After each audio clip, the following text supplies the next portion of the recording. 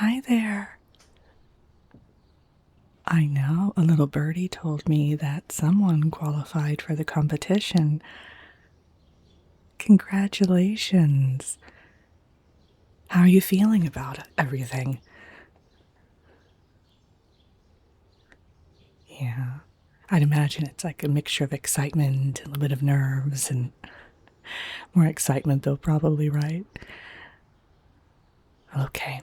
Today, I have the honor and privilege of kind of helping you prepare for the big day. Yeah. So, we're going to go over some of the animals that you can choose to compete with. And then maybe a few of the events. You can sign up for individual ones or all of them, whatever you prefer. Yeah. No pressure. If you don't make a decision today, I mean, the event is still a little ways off, so you have time. Okay, great. All right, so let me just go in the system real quick. I need to see which animals are at the stables currently. Yeah. Let me see here. And of course, which ones are going to be available on that day. Yeah. Okay, let me just take a quick look. Okay, so of course, the most traditional is the unicorn that we have. We actually have 3 unicorns. Yes. Now, one of them is a little bit more skittish than the other. Yeah, the pink one. You remember her? I know. I know you enjoy strolling around the stables and kind of tending to the animals, so you're probably very familiar with all of the ones I'm going to mention today, except we have a new one who hasn't arrived yet, and I'll tell you about them later. Okay, great. So, yeah, as I said, we have the 3 unicorns. The pink one is a little bit more on the skittish side. I know she's a sweetheart, though. Now, of course, they always give the rider just a little bit of extra luck. Not that you need it, but yeah, that's kind of their magical property. Okay, another one that we do have 2 different dragons.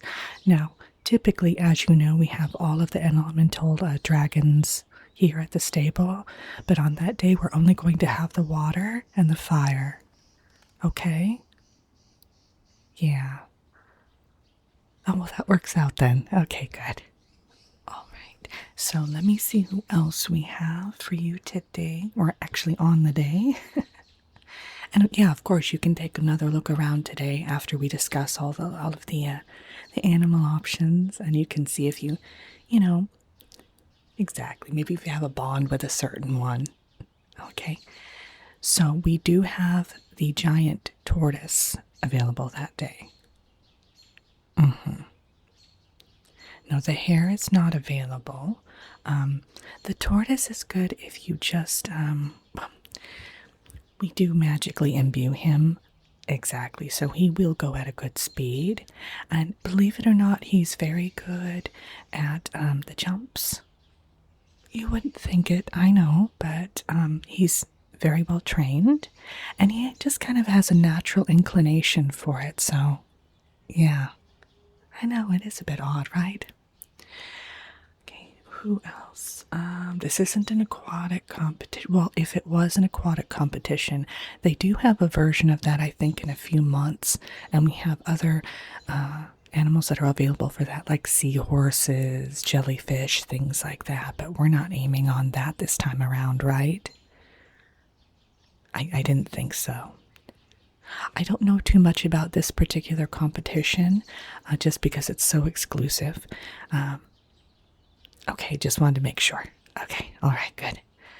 Let's see here. Okay, we do have. I don't know.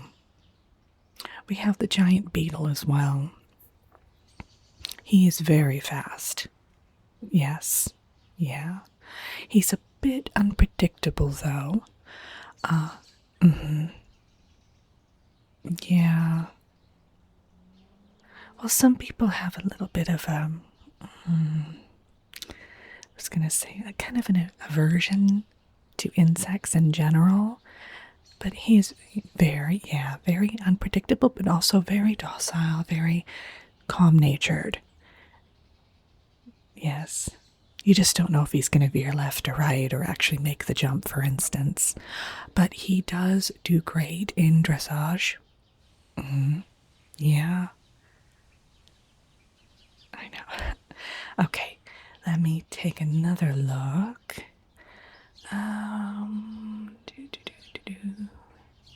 Okay, so we have more enchanted animals as well. Well, all of the ones I already mentioned have their own, Yeah, they're not necessarily run of the mill. But we do have several in the east wing of the stables. So, now if you're aiming more on maybe show jumping or dressage, I would recommend the Pegasus. Yes, we actually have two. Both of them they perform very well, and they very easy to get along with. Yeah, exactly. So now, of course, because they do have the feathered wings, they're very good at the jumps. Yeah. Yes. Now, if you, as I said, we'll go over the events a little bit later. Yeah, the types of competitions, but they are also amazing if you're doing a fancy dress. Yeah. And they love it. They're showstoppers, very photogenic. So if you're going to go in that direction, I recommend the Pegasus. Now, keep in mind also as we're going through everything that you can choose different animals for the different events too. It doesn't have to be just one, but we always, recommend maybe one or two though, because that way you do have time to practice and kind of form a bond with the animal. Exactly. Okay, so now let me see. If we're doing cross country, you might want to go with the hippogriff. Well, they're very agile, very fast. Yeah. Very graceful as well. Yeah, definitely. And again, if we're doing water events, you would do the kelpie, but we're really not going to go down that route this time. Well, you can always come back. Yeah, definitely. If you want to compete in that future competition, and we can go for the water animals. Yeah, that's not a problem. Well, yeah, the kelpie's not really an animal though; it's more of a spirit. So she helps us out around the stables a lot. She's a dear. Yeah, Annie, exactly. Yeah. Okay, now another enchanted animal we have here is let me see. Is that right? Oh, the armored bear. That's the one I was telling you about. She has not arrived at the stable yet. No, she will be, I think she's due to be here next week or the week after, so you still have time if you want to opt for that. Very sturdy, very fierce. Yes. Again, pretty agile though, from what I've heard. I mean, I don't know them. I've never met them, and I've never met an armored bear, but yes, their reputation precedes them, I believe, in this case. Now she is imbued with a little bit of a spell where she can shape shift as well. It looks like it can only be different animals to other animals, but that works out, But another thing to remember is that these competitions do sometimes have some strict rules about that, so she might not be able to shapeshift during the actual competitions. Yeah, next up, we of course have the talking animals. I know, they all come over here from Narnia. Some of them are vacationing.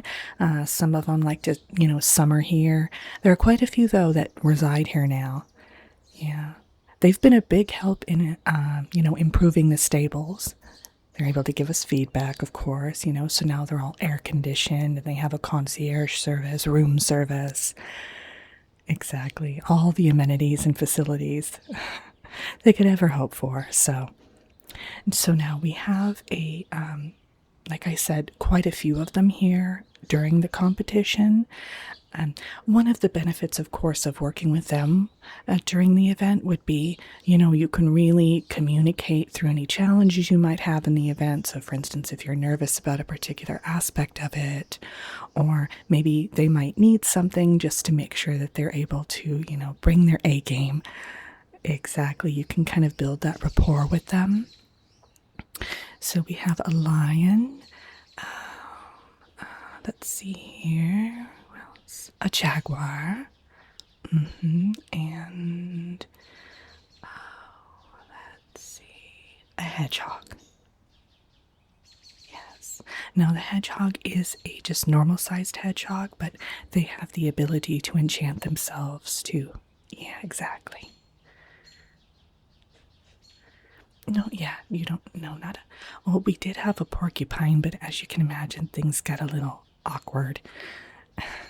Yeah, but the porcupine now kind of helps us set up events and things like that.